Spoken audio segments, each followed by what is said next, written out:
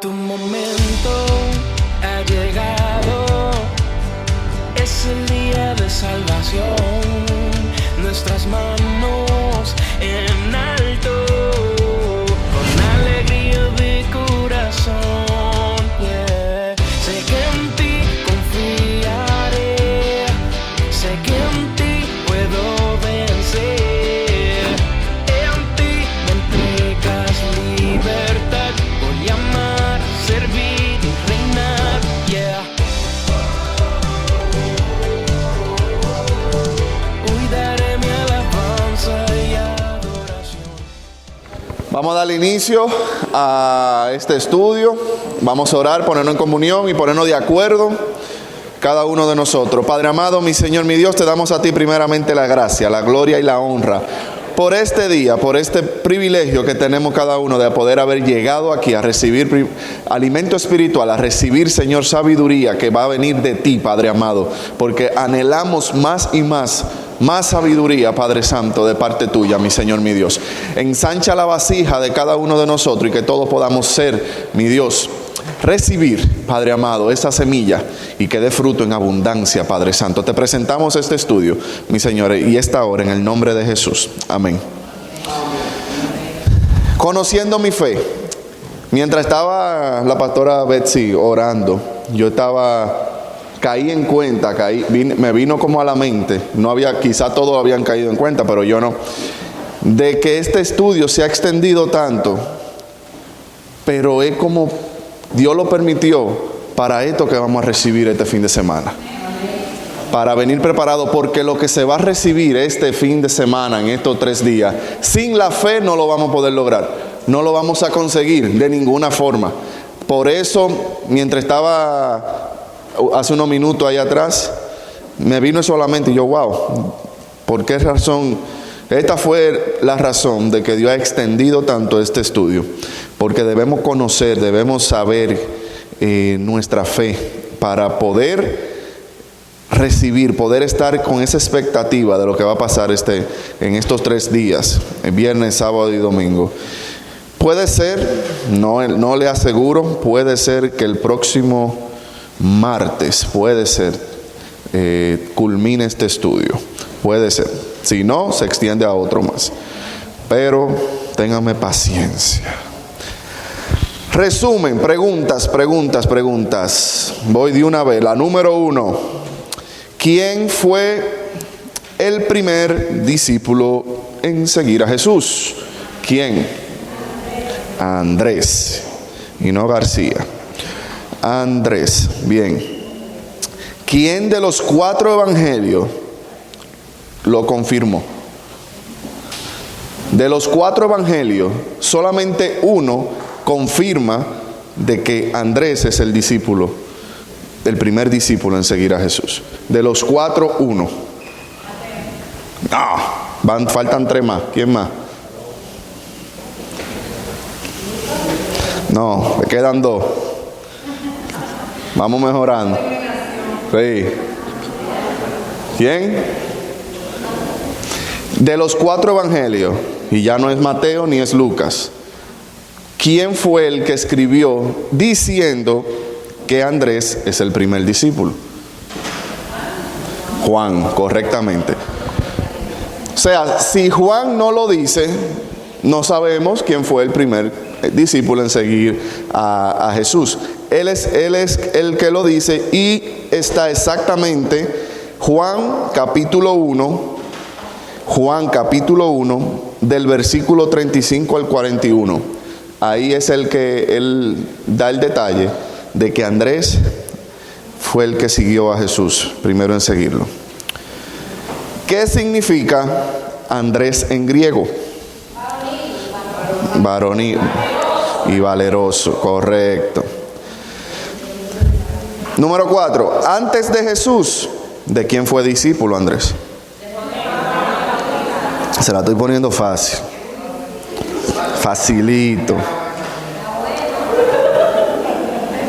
Igual que Andrés, se cree que hubo otro discípulo. ¿Quién fue? Que siguió a Jesús primero. No.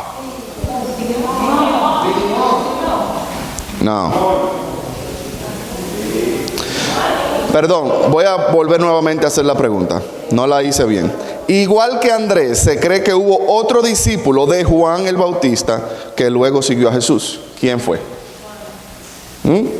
Juan, correcto. Se cree, no como Andrés, que se dice exactamente. Se cree que fue Juan porque este fue el único de los 4 evangelios, el único que da esos detalles que si él no estuvo al lado, ¿quién más lo pudo haber dado? ¿Cómo él sabía eso con ese detalle? ¿Quién era el hermano de Andrés? Pedro, y no el escamoso. En griego, yo me la tiraba, claro, ¿cómo era?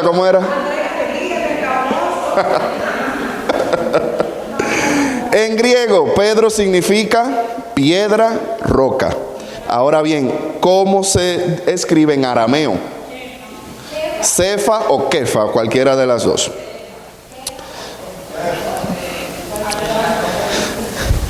El hebreo era utilizado, el idioma hebreo era utilizado por los eruditos y cuando se iba a leer en la sinagoga las escrituras. Lógico, porque estaban escritos en ese idioma. El arameo era lo cotidiano en ese entonces. O sea, entre el pueblo, el arameo era la palabra. Eso era lo que la mayoría han llegado a la conclusión de que lo que hablaba más Jesús era el arameo. Si ustedes vieron la de Mel Gibson, la película que se hizo en ese idioma, ese es el arameo. Por eso él utilizó ese idioma porque se entiende la mayoría de que eso era lo que en sí hablaba Jesús, pero no era que no sabía hebreo. Porque recuerden que él entró en un día a la sinagoga y leyó las escrituras. Él también se cree que dominaba bien el griego. El latín era usado para las leyes y el griego usualmente era el idioma fuerte de los romanos, aunque ellos también dominaban el latín. Próxima pregunta, ¿qué significa Simón en hebreo? Shimeón, ¿y qué significa? Ha sido oído por Dios. Ha sido oído por Dios. Luego de Andrés y Pedro, ¿quiénes más lo siguieron? Jacobo y Juan, correctamente. Y en castellano Jacobo es Santiago. ¿Quiénes pertenecían al grupo íntimo de Jesús? Sí, Jacobo.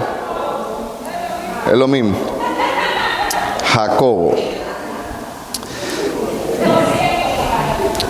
¿Qué significa Johanán en hebreo? Dios ha hecho gracia.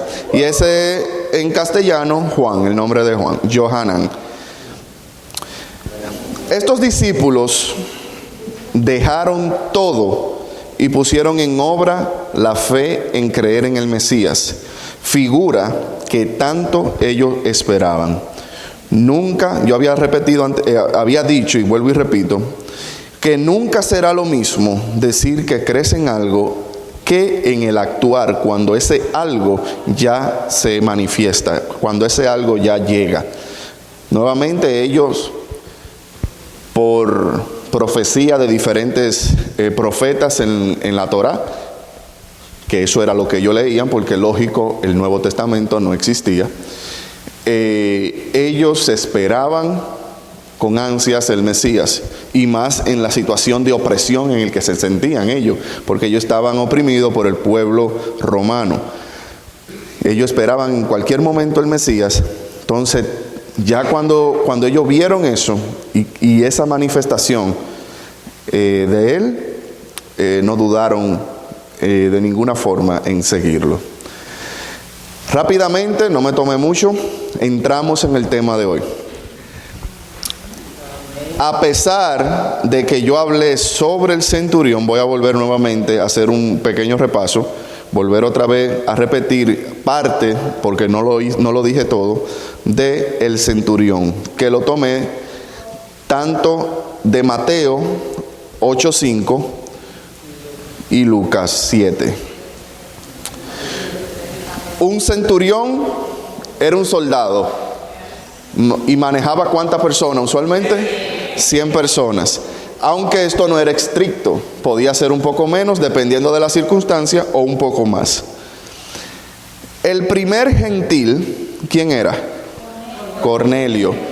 Pero también él era un centurión. Eso está en Hechos 10, Hechos 10, 1 y 22.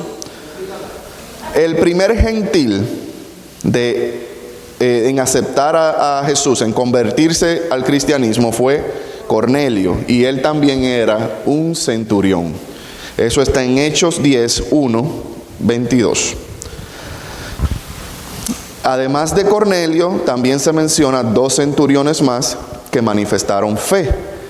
El primero fue el de Capernaum, que es el que estamos hablando,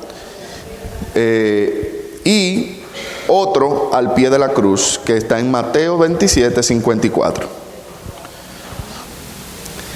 De este centurión de Capernaum, Jesús dice que en todo Israel no había hallado tanta fe, no ha hallado tanta fe. Y había dicho que para poder entender esto que Jesús dijo, teníamos que leer también Lucas 7, porque lo explica con un detalle más extenso, más detallado que Mateo. Cabe resaltar que si lees este relato en el libro de Mateo, vas a ver que literalmente, eso yo lo había dicho la semana pasada, dice, el centurión vino a Jesús. Pero en el libro de Lucas, este relato está más detallado, y ahí detalla que nunca le vio la cara a Jesús.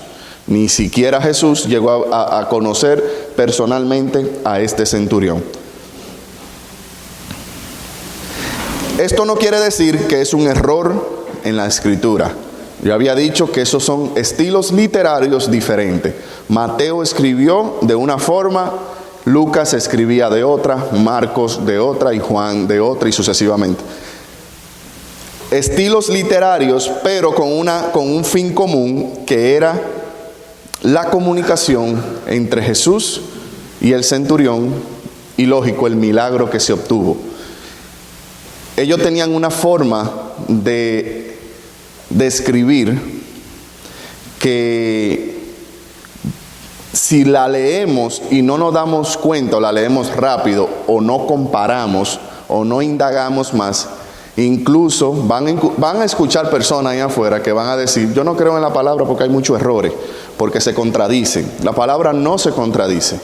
Lo que pasa es que tenemos que indagar más y ver también en qué tiempo se escribió, en qué ciudad se escribió, quién lo escribió, para poder entender de por qué quizá no dijo una cosa o quizá puso algo que el otro no lo había puesto.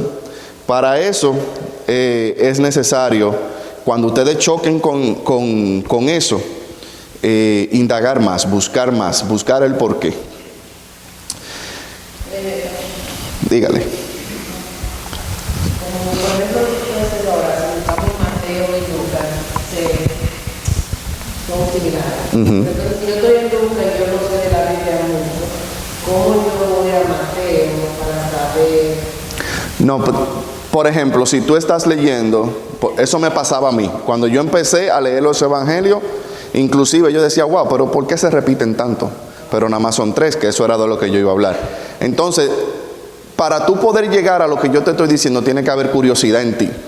Porque si tú te quedaste en Lucas y no te interesa leer, vamos a decir, Mateo, o indagar un poco más, ya eso con el tiempo, quizás en el momento tú sigas pasando la página, como casi todos lo hacemos, porque yo lo hice. Pero va a llegar un tiempo, un momento, en que se te va a prender, como quien dice, el bombillito. Va a venir a memoria quizá una prédica o algo, y te va a decir, wow, pero yo había leído esto de esta forma, y yo había leído lo mismo en otro libro, déjame buscar. Entonces ahí tú empiezas a indagar. No necesariamente va a ser a la primera. tiene primero, para que tú llegues a poder hacer algo así, tiene que haber interés en ti. Tiene que haber el interés de buscar el porqué de las cosas. Porque si... Bueno. En la Biblia, cuando está leyendo estos versículos, también la referencia en otro versículo que más o menos. Si es una Biblia de estudio, en la parte de abajo están los comentarios. Que esos comentarios te van a tirar a otro, donde lo dice, en otro lado. Y si tú te llevas de eso de ahí abajo, no tiene fin. Porque cuando te tira a otro, ese otro te tira a otro, y a otro, y a otro, y así sucesivamente. Aportando a eso que Xiomara dice, es necesario que cuando lean los evangelios, especialmente los sinópticos. ¿Quién sabe qué es sinópticos? Sinópticos. Los evangelios sinópticos.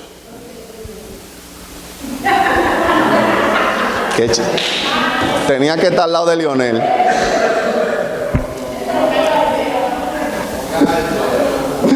Los evangelios sinópticos son 3. Los evangelios sinópticos son 3. Si vemos, son 4 evangelios, pero solo 3 son sinópticos. Sinóptico en griego es visto junto. Sin en griego es junto. Y ópticos, vista. Cuando tú ligas esas dos palabras, tú vas a ver visto junto. Sinópticos, sin ópticos, o sea, junto, pegados, sinópticos. Por eso, hablando de lo que Xiomara estaba hablando, esos 3 primeros evangelios se repiten muchas cosas. Si tú lo pones, si tienes que poner 3 Biblias o 2 Biblias, como tú quieras, y abre una en uno y otra en otro y lees lo mismo, vas a ver mucha similitud. Ligeros cambios, pero vas a encontrar muchas similitudes que no se encuentra en Juan. Juan es la excepción. Juan escribió con otro estilo y otra forma que no lo hicieron los primeros 3.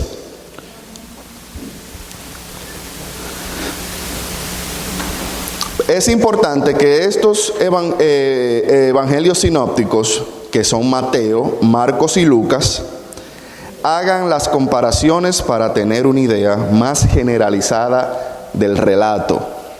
Para ustedes poder entender, por ejemplo, lo del centurión, tienen obligatoriamente que unirlos, tanto lo de Mateo como la de Lucas. Y uniéndolos vas a ver con amplitud la idea y vas a entender aún más lo que el escritor quiso escribir. Lo que llevó a actuar correctamente a este centurión era que conocía cómo funcionaba la autoridad.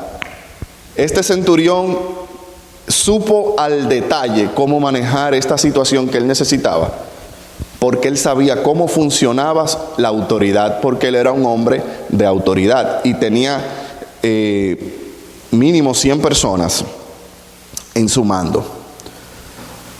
Sabía que no debía ni tan siquiera presentarse frente a Jesús para que el milagro ocurriera.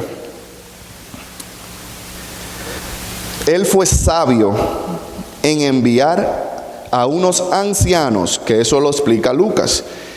Él fue sabio al enviar unos ancianos de los judíos para que dieran testimonio de que éste amaba al pueblo de Israel.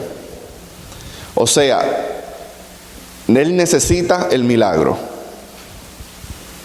Él no envía a cualquiera a darle el mandado a Jesús.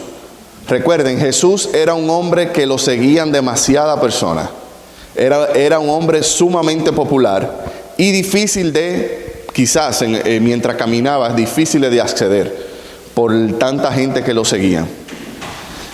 Para que Jesús tomara atención, él envió a unos ancianos. ¿Por qué le envía a unos ancianos? Porque en ese pueblito donde residían esos ancianos, a esos ancianos Él les construyó una sinagoga. Él le hizo una iglesia. Y ellos eran los sacerdotes de esa iglesia, esos ancianos, esas personas. Y con esa honra, esa distinción que Él hizo con ellos, siendo gentil, no era judío, ellos se aparecieron frente a Jesús y le dijeron: hey maestro, mire, yo quiero que tú me pongas atención, porque hay alguien que necesita un milagro tuyo, y ese alguien no es gentil, no es judío, es gentil, es un soldado romano, y Él hizo una sinagoga. Él nos construyó una sinagoga. Asimismo, Dios también va a honrar lo que tú has hecho en ayuda al prójimo, siempre y cuando esté conectado con la fe en Dios. Nosotros tenemos que tener conciencia de inclusive hacer memoria para poder ir delante de Dios, teniendo esa fe con Él, la fe en Dios. Y también es válido lo que hizo el centurión. Él fue inteligente. Él fue hacia quien le podía resolver el problema. Y fue con base. Y le dijo: yo hice tal cosa. En pocas palabras, si hay misericordia hacia mí, concédeme lo que te estoy pidiendo. Dios es un Dios de honra, y Él va a honrar lo que tú has hecho en ayuda hacia el prójimo. No solamente este centurión tenía fe, sino que mostraba su fe con obras. Aquí, si quiere, subrayen esa palabra, ya que cuando se hace mención de este libro que voy a leer en Santiago 2, del 14 al 18, Santiago 2, del 14 al 18, vamos a hacer un pequeño cambio de palabras, ya que donde dice obras, el que lo tradujo no lo tradujo correctamente, y la palabra correcta es obedecer la palabra de Dios. O sea, donde iba obras en sí debería decir obedecer la Torá. Obedecer la Torá. En Santiago 2, del 14 al 18. Y le leo: hermanos míos, ¿de qué aprovechará si alguno dice que tiene fe y no tiene o no obedece la palabra de Dios? ¿Podrá la fe salvarle? Y si un hermano o una hermana están desnudos y tienen necesidad de mantenimiento de cada día, y alguno de vosotros le dice: id en paz, calentaos y saciaos, pero no les dais las cosas que son necesarias para el cuerpo, ¿de qué aprovecha? Así también la fe, si no tiene la fe combinada, si no tiene la palabra, la obediencia de Dios, es muerta en sí misma. Pero alguno dirá: tú tienes fe y yo cumplo la palabra de Dios. Muéstrame tu fe con la obediencia de la palabra de Dios, y yo te mostraré mi fe por la obediencia a la palabra de Dios. Las dos están combinadas. Las dos no puede ir una por un lado y la otra por otra. Cuando estemos haciendo algo con fe, tenemos también que actuar en obediencia a la palabra de Dios, que viene siendo lo que aquí el traductor puso, obras. Con las buenas obras, o hechos, en la versión de Leonel. Con las buenas obras, o sea, obediencia a la palabra, que hacemos en la tierra, estamos teniendo méritos en el cielo, y debemos de saber y entender esto para poder pedirle a Dios con base. Con las buenas obras, entre paréntesis, obediencia a la palabra. O sea, cuando actuamos obedeciendo a la palabra de Dios. En la tierra cuando hacemos eso en la tierra, tenemos méritos en el cielo. Y debemos de saber esto para poder pedirle a Dios con base. O sea, para cuando usted vaya en oración, a Dios hay que pensar, y eso lo voy a seguir repitiendo mientras esté avanzando, hay que verlo como lo que también Él es, un juez. Cuando usted va hacia un juez en una corte, usted no puede ir sin saber lo que usted le va a hablar al juez. Cuando el juez a usted le haga preguntas o cuando al juez le diga es turno de su palabra, si usted no sabe lo que va a decir, de qué forma usted le va a abordar al juez, puede ser que no consiga lo que usted está buscando. Claro, siempre en Dios hay misericordia, pero si nosotros sabemos con detalles cómo podemos abordarle a Dios, como hizo ese centurión, yo sé de qué forma yo voy a conseguir esto. Pongo mi fe creyendo también en la palabra de Dios y voy a ir donde el maestro, aunque él no me vea a mí, aunque yo tampoco lo vea a él, pero yo tengo mi fe creyendo en la palabra de Dios de que ese milagro yo lo voy a conseguir. Y así fue que actuó. Tanto que el maestro dijo lo que dijo. Ninguno ha tenido una fe como él.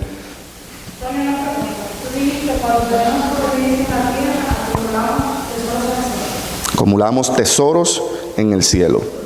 Es como una especie de alcancía en el cielo. Lo mismo. Dime, sácamelo. Seguridad.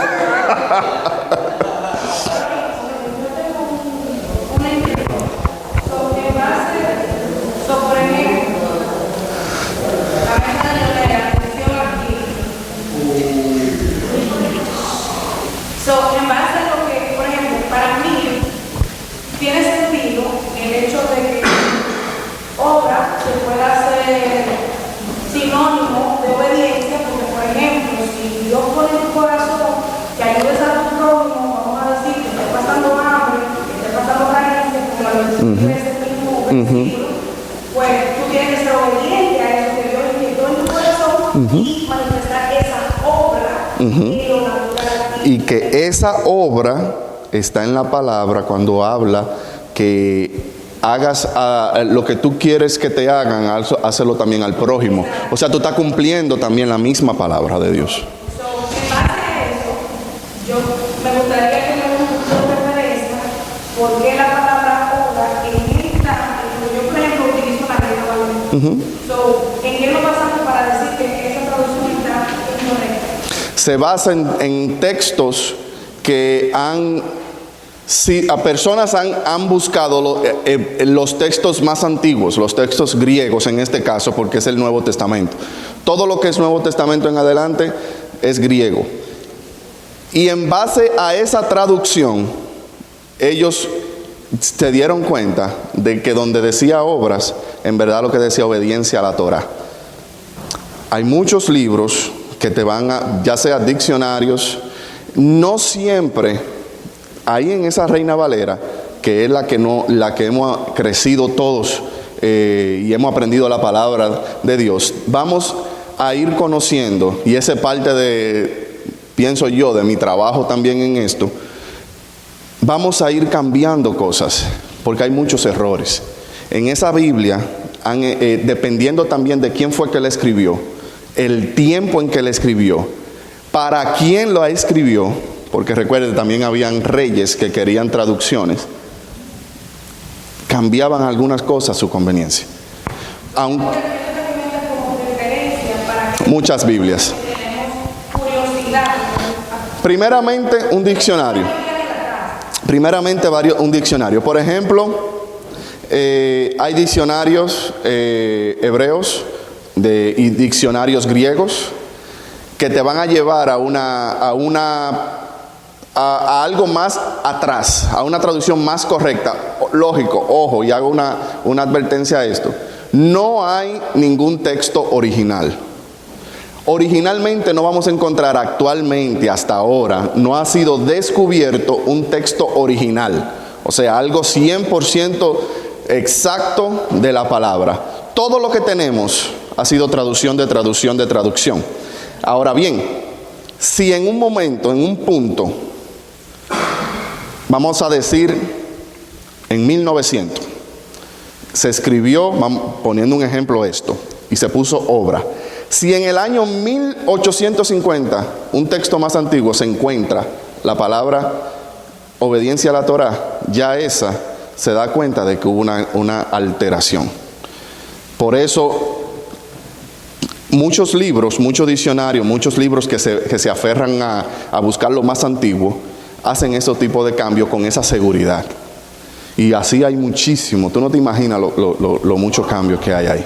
Muchísimos cambios hay en eso. La más certera, lógico. La más antigua es la más certera, por lógica. Porque si tú tienes en la más antigua una cosa y 100 años después en la mismo versículo tú ves un cambio, es porque alguien en algún momento hizo una alteración. Eso en el caminar vamos a ir conociéndolo, pero no hay miedo, no hay temor de que eso va a hacernos como no creer en la Biblia, hacernos flaquear en nuestra fe a Dios. Nada de eso, al contrario, tú vas con más seguridad. Y esos cambios te van a hacer, inclusive, adentrarte más a la palabra. ¿Alguna otra pregunta?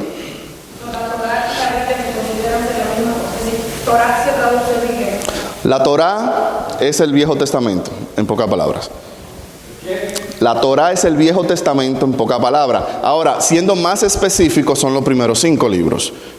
Los primeros 5 libros, pero ellos mismos, y en la misma palabra hay versículos que lo dicen, le hablan a la ley, la Torá, refiriéndose a todo lo que es el Viejo Testamento, ya sea los primeros, el Pentateuco, los primeros 5, como también los Salmos, como también los jueces, todas esas cosas. Abarca el término Torá, pero si vamos a ser más específicos, son los primeros 5. Ellos le llaman también completamente, desde el Génesis hasta, si la vemos en el orden que tenemos aquí, hasta Malaquías, le llaman Tanakh. Eso abarca todo lo que es el Viejo Testamento. Ahora, volviendo nuevamente a lo que es hablar con base y sabiendo a lo que podemos aferrarnos al pedirle a Dios y al querer recibir algún milagro, vamos a ver el ejemplo que hizo el rey Ezequías. Segunda de Reyes 20, del 1 al 6. Segunda de Reyes 20, del 1 al 6.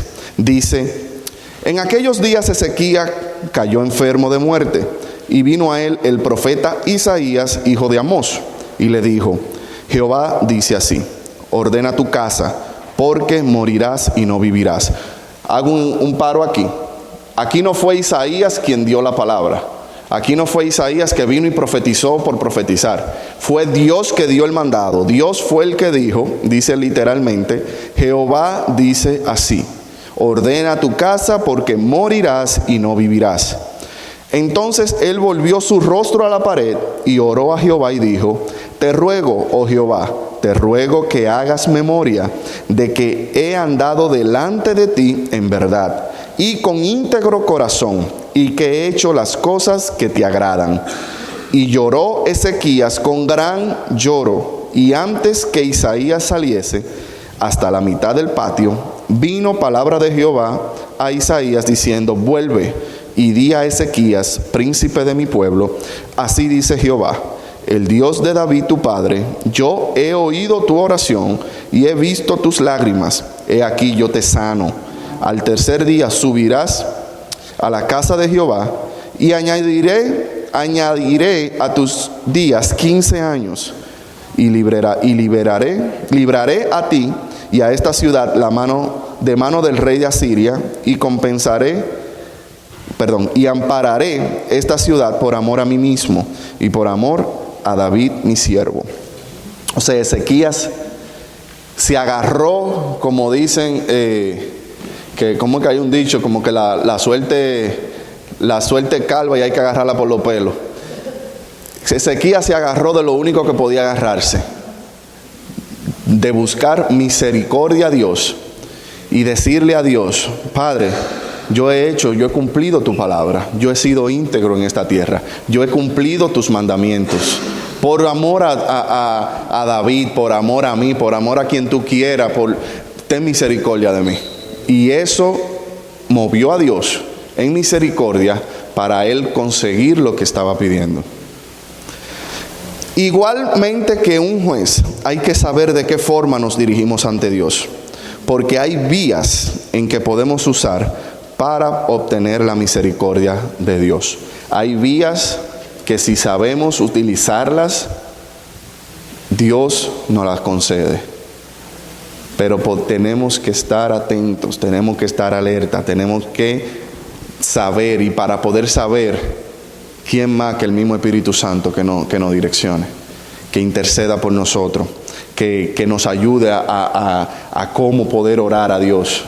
Porque esto no es por mucha palabrería, esto es ir directo hacia el Padre y hablarle concretamente con un corazón como lo hizo Ezequías, contrito, humillado, y aferrarse a la misericordia de Dios. Saliendo del centurión, entramos a la tempestad, que está en Mateo 8:23. Mateo 8:23 y hasta el 27. Dice la palabra: y entrando él en la barca, sus discípulos le siguieron. Y aquí que se levantó en el mar una tempestad tan grande que las olas cubrían el barco, pero él dormía. Y vinieron sus discípulos y le despertaron, diciendo: Señor, sálvanos, que perecemos. Y él les dijo: ¿por qué teméis? Y subrayen esto nuevamente: hombres de poca fe. Subrayenlo porque por algo le estoy diciendo, más adelante le explico. Entonces, levantándose, reprendió a los vientos y al mar, y se hizo grande bonanza. Y los hombres se maravillaron, diciendo: ¿qué hombre es este, que aun los vientos y el mar le obedecen? Rápidamente, si nos vamos a Lucas, nuevamente haciendo usando la misma palabra para comparar, Lucas 8, 22, 25 habla de lo mismo. Prácticamente lo mismo. Y ahí volvemos a caer, por eso le llaman sinópticos. Pero hay una pequeña diferencia, y es cuando el maestro pregunta, y en vez de decir hombres de poca fe, dice: ¿dónde está vuestra fe? En Mateo, nuevamente caemos en que hay un error de traducción. ¿Por qué un error de traducción? Primeramente, yo leyendo esto me preguntaba: ¿pero por qué le dice hombre de poca fe? Como que algo a mí no me cuadra aquí. Porque si él mismo dice que si tuviéramos fe como un grano de mostaza, esa pequeñita fe es suficiente. ¿Por qué no? Hay algo aquí que no me encaja. Porque por más pequeña que sea mi fe, esa es suficiente según el mismo maestro. ¿Qué es lo que pasa? Ahora bien, buscando nuevamente, y en este caso busqué la referencia en el Código Real. Eso es una Biblia del Nuevo Testamento en base a lo más antiguo del griego. Y la diferencia fue que en verdad, lo que en vez de decir hombre de poca fe, lo que dice débil. No poca, sino débil. Dígame, security.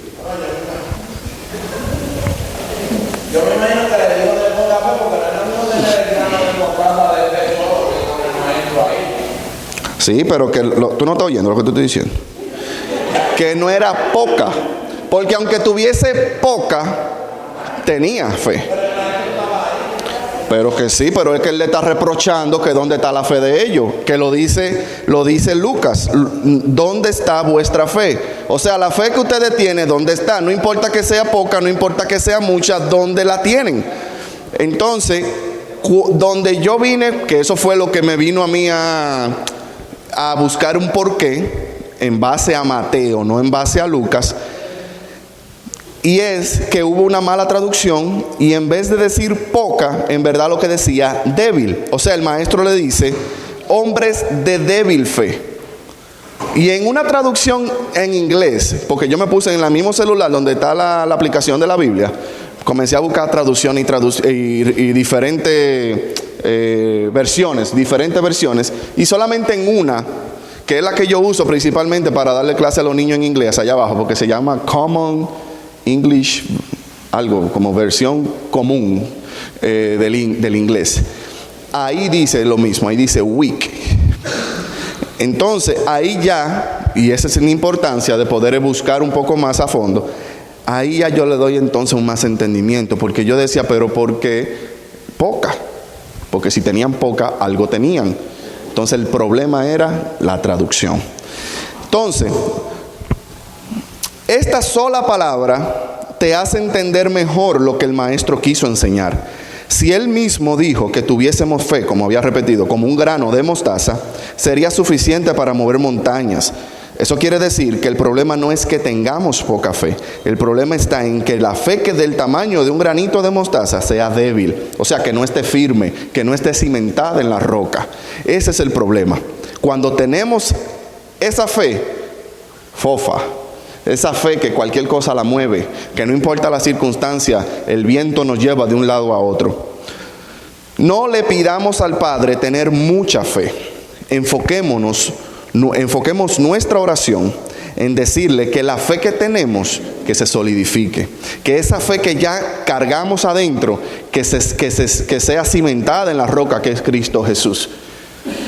Digámosles al Padre que eso que ha puesto en nosotros sea algo fuerte, esa fe que sea fuerte. Y en base a esa fe que estamos pidiendo que sea fuerte, no importando, porque sí sabemos que hay fe más grande que otras.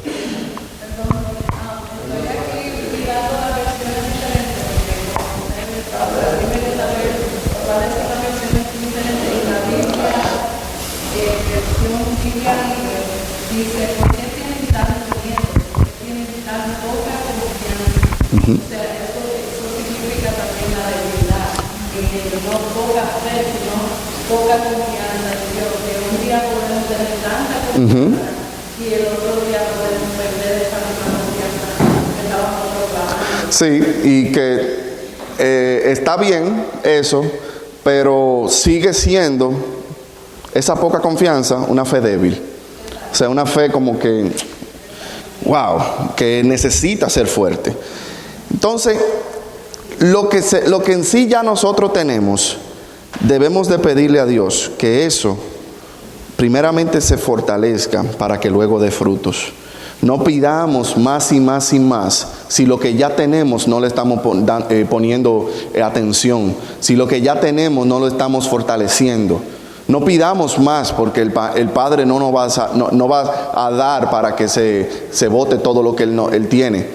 Pidámosle que lo que ya tenemos lo usemos correctamente, porque en base a eso que vamos a hacer correctamente, Él nos va a dar mucho más.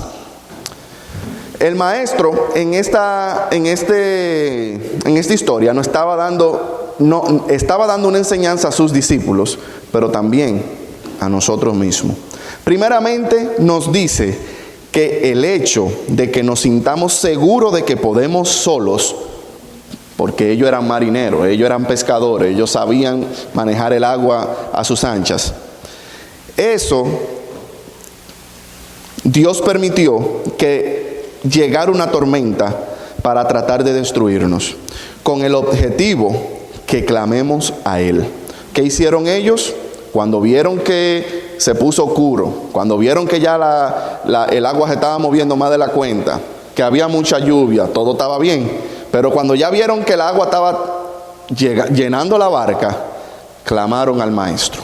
O sea, fueron hacia el maestro.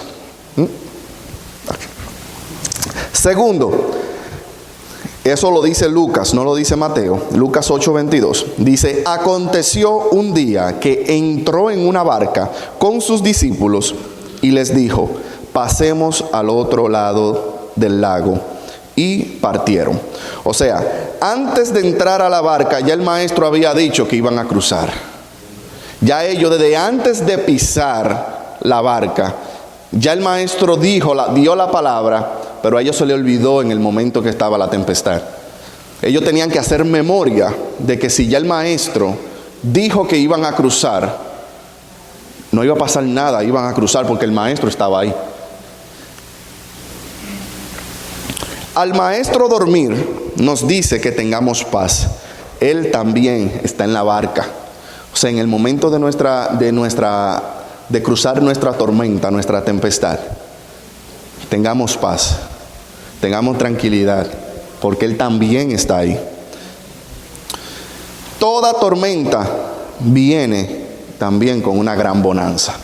Toda tormenta al final llega la claridad, la tranquilidad, la paz. Toda tormenta, toda prueba, todo lo que estemos pasando actualmente va a venir con una tranquilidad al final. La tormenta en la que estás pasando está trayendo una completa paz y tranquilidad también. Y eso que has sido atacado, en eso que has sido atacado, en eso que vas a ser bendecido, como dice la canción. En eso que tú estás siendo atacados actualmente, finanzas, salud, matrimonio, familia, hijos, quien sea, trabajo, lo que sea que tú estés siendo atacado actualmente, tengan la fe de que ahí, cuando tú logres esa victoria, vas a ser bendecido. Jesús y la fe, me voy un poquito rápido que ya estamos terminando. Jesús y la fe de los amigos del paralítico. Ahí me voy a otra historia. Jesús y la fe de los amigos del paralítico. Mateo 9. Eso está en Mateo 9. Mateo 9. Entonces vinieron a él unos trayendo un paralítico, que era cargado por 4. Y como no podían acercarse a él a causa de la multitud, descubrieron el techo de donde estaba. Y haciendo una abertura, bajaron el lecho en que yacía el paralítico. Al ver Jesús la fe de ellos, dijo al paralítico: hijo, tus pecados te son perdonados. Rápidamente, ahí hay algo raro. ¿Quién puede decirme? En eso que le leí, ¿qué no le cuadra? En eso que le leí hay algo que no encaja. ¿Qué es? ¿Perdón? Mateo 9. Mira, el que escribió esta nota no puso el versículo. ¿Cómo va a ser, Dios mío? El número. Por eso fue.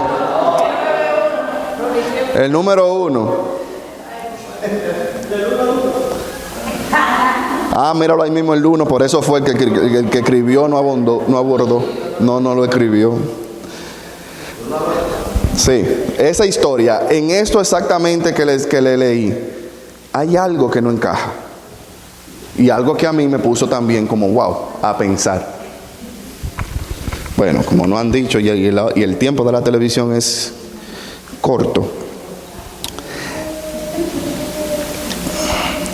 Lo que hay ahí es que si el paralítico está llevado por sus amigos, rompieron techo, llegaron al maestro, ¿por qué el maestro le dice tus pecados son perdonados? Yo lo que quiero es pararme, olvídate de mi pecado, yo lo que quiero es pararme, hame la sanidad, que eso es lo que yo quiero. Pero el maestro le dijo, tus pecados te son perdonados. Yo personalmente, leyendo esto, tomé 2 puntos. Quizás hayan más, pero yo tomé solamente 2. El primero, el paralítico, quizás más que volver a caminar, más de querer volver a caminar, lo que quería era que sus pecados fueran perdonados, y Jesús, conociendo su corazón, se lo concedió simplemente. Quizás él bajó y lo que quería era, a mí no me importa caminar, yo lo que quiero es que yo me siento mal y yo me siento mal ante Dios, quiero ser perdonado.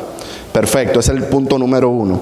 Ahora el segundo, El paralítico quizás entendía que estaba inválido por causa de algún pecado que ya él o sus padres habían cometido. Esa es la segunda opción que creo yo. ¿Por qué digo eso? Porque en Juan 9, del 1 al 3, dice: al pasar Jesús vio un hombre ciego de nacimiento y le preguntaron sus discípulos diciendo: Rabí, ¿quién pecó, este o sus padres, para que haya nacido ciego? O sea, ellos tenían un entendimiento de que si yo nací de X forma o algo que me está pasando es porque yo pequé o mis padres pecaron y esa es la consecuencia. O sea, yo voy a donde el maestro, pido perdón de mis pecados y yo sé que voy a ser sano. O sea, eso es algo como que te abre ese entendimiento y también te hace entender el pensamiento de ellos en aquel entonces.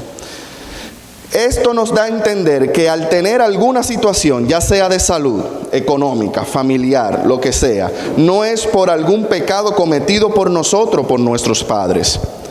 Dios permite esa situación para luego manifestarse y llevarse la gloria. Dios permite todo lo que estemos pasando, todo lo que quizás nosotros estemos pensando y buscándole un porqué a nuestra situación, un porqué yo no me sano, un porqué mis finanzas no avanzan, un porqué mis hijos, por más que yo lo amo, lo adoro y lo trato bien, no veo ese amor hacia mí o a mi esposo o a mi esposa. ¿Por qué? O sea, muchas veces preguntamos: ¿seré yo que estoy haciendo algo mal? ¿Seré yo que estoy haciendo algo mal? Quizá yo hice algo y pequé y el Padre me está castigando por eso. No es nada de eso. Aquí Jesús nos está diciendo: todo lo que tú estás pasando es por un motivo. Y en el momento indicado, Dios se va a manifestar en eso que tú estás pasando, pero es para Él llevarse la gloria. Ustedes, así como yo, quizás estén pasando una prueba, ya sea pública o ya sea algo privado, pero debemos poner nuestra fe a trabajar y creer que Dios en algún momento se va a manifestar. Continuando lo de Marcos 2, del 3 al 12, dice, eso es después que bajaron y Él le dijo: tus pecados son perdonados. O sea, continuando eso, estaban allí sentados algunos de los escribas, los cuales cavilbaban en sus corazones: ¿por qué habla este así? Blasfemias dice. ¿Quién puede perdonar pecados sino solo Dios? Y conociendo luego Jesús en su espíritu que cavilaban, esa palabra, de esa manera dentro de sí mismo, les dijo: ¿por qué caviláis así en vuestros corazones? ¿Qué es más fácil decir al paralítico: tus pecados te son perdonados? O decirles: levántate, toma tu lecho y anda. Pues para que sepáis que el Hijo del Hombre tiene potestad en la tierra para perdonar pecados, dijo el paralítico: a ti te digo, levántate, toma tu lecho y vete a tu casa. Entonces él se levantó enseguida y tomando su lecho salió delante de todos, de manera que todos se asombraron y glorificaron a Dios, diciendo: nunca hemos visto tal cosa. O sea, Jesús, por la incredulidad de los escribas, curó al inválido. Por ellos está maquinando en su corazón y hablando y quizás diciendo: no, es que ese hombre no es de Dios. Eso hizo mover a Jesús para que en sí, quizás lo que originalmente quería el inválido, que era caminar, pero lo estaba quizá pidiendo de una manera errónea. Entonces el maestro dijo: eso que ustedes están maquinando, para que ustedes vean cuál de las dos cosas es más fácil, levántate y anda. El maestro nos enseña que si tenemos fe y estamos rodeados de personas incrédulas, esa atmósfera contraria no tiene poder para invalidar mi fe. Al contrario, para que esos incrédulos sean también testigos, Dios puede darte más de lo que tú estás pidiendo. Todo para la gloria de Dios. Pero lo lindo es que al final dice que todos, incluyendo los que criticaban, se asombraron y le dieron gloria a Dios. O sea, la fe que nosotros portamos, la fe que ponemos en acción en algún momento, en alguna atmósfera que estemos llegando, cualquier predicador, cualquier persona de Dios que tú sientas que tiene el poder por vía de Dios de lograr ese milagro, esa atmósfera, no importa quién estén al lado criticando, no importa quiénes estén al lado diciendo no te moleste, que ese hombre no hace nada. Mantente firme, mantente concentrado, enfocado en ir al Maestro, que es el que va a dar el milagro, y lo vas a conseguir. La fe, una atmósfera contraria, de ninguna forma tiene más poder que la fe que tú portas a Dios. Conclusión, este fin de semana debemos de llegar con una fe sólida. La expectativa debe de estar desde ya, o sea, desde ayer debe de estar esa expectativa. La atmósfera de milagro estará más que nunca y será de enseñanza para la iglesia, de que si nos unimos en un solo sentir, escuchen bien, si nos unimos en un solo sentir, esto que se va a manifestar lo vamos a ver semanalmente. El hombre no es el que hace los milagros, nosotros lo provocamos y Dios se manifiesta a través de nosotros. Podemos, esto que va a pasar, que de seguro va a pasar algo grande en estos 3 días, lo podemos ver semanalmente, pero para eso tenemos que estar enfocados, tenemos que estar en un solo sentir. Cuando llegue ese momento, arrebaten su bendición, hagan suya cada palabra dada por el apóstol Beliar, y selle esa palabra por fe. El usted solamente pararse enfrente de todo, que lo están viendo, ir enfrente y sellar esa palabra, usted está actuando en fe de que eso usted lo selló para usted. Manténgase intercediendo por él mientras esté predicando en todo momento. Importante, Jesús estaba en el lugar, pero el inválido y sus amigos tuvieron que hacer posible lo que parecía imposible y lograron su milagro. No deje que el temor, no deje que las dudas, no deje que quizás él quiera, quizás no, impida que usted reciba lo que usted esté anhelando. Estos 3 días son importantes. Estos 3 días tenemos que venir con la expectativa de que nos levantemos y llegue ese viernes de que algo grande va a suceder. De que si no pasó algo el viernes, sí va a pasar el sábado en su vida. Y si no, va a ser el domingo. Pero de que va a pasar algo, va a pasar algo. Pero para eso tiene que haber unidad. Tiene que haber un solo sentir. Tenemos que estar siempre intercediendo por el Padre para que use de una manera poderosa al apóstol Beliar. Vamos a concluir, a orar para ser despedidos. Gracias, Padre amado, mi Señor, mi Dios, por este tiempo que tú nos has brindado. Padre Santo, pido que tú cubras la mente, cubra nuestros cuerpos, Padre Santo, de cualquier mal, Padre amado, de cualquier artimaña del enemigo. Cubre a los niños, Señor, mi Dios. Cubre a los jóvenes, a todos, Padre Santo, y que podamos, Señor, mi Dios, Padre de la gloria, recibir esas bendiciones que tú tienes para cada uno de nosotros, Padre Santo. Prepáranos, equípanos, Señor. Solidifique esa fe, Padre amado, que cada uno tenemos, Señor, mi Dios. En ti estamos, Padre amado. Llénanos de sabiduría. Y te pido, Señor, mi Dios, que podamos llegar a nuestros hogares bien, sin ningún tipo de inconveniente, Padre Santo, anhelando, mi Dios, anhelando que llegue ese grandioso viernes, Padre Santo, que va a ser inicio de esta campaña, donde vamos a ver grandes cosas hechas por ti, Padre Santo. Te presentamos esto en el nombre de Jesús. Amén. Tu momento ha llegado, es el día de salvación. Nuestras manos